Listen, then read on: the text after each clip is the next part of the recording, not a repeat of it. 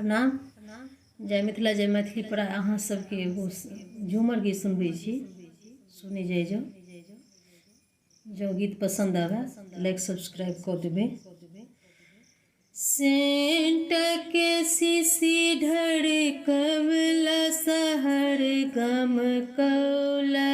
ये राजा, सेंट के सीसी ढड़कौला सहर गम कौला ए राजा, सहर गम कौला बाजार गम कौला,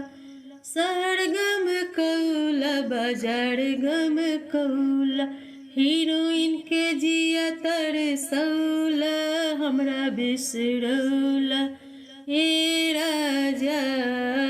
हीरोइन के जिया तरसवला हमरा बिसरवला ए राजा, सेंट के सीसी ढड़कवला सहर गम कवला हे राजा,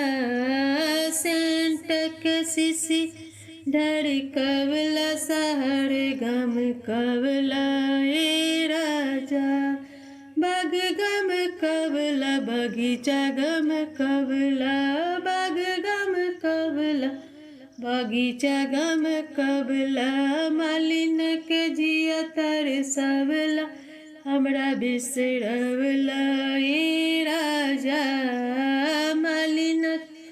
जिया तरसवला हमरा बिसरवला ए राजा,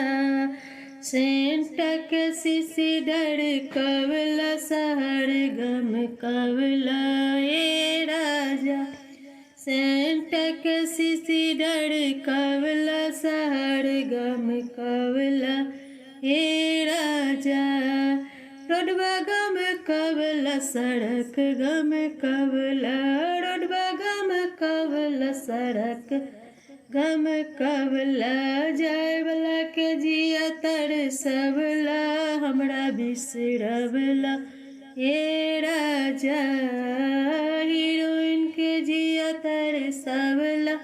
हमरा बिसरवला ए राजा, सेंट के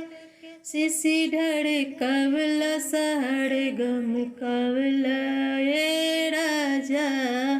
सेंट के सीसी ढड़कवला सहर गम कवला ए राजा।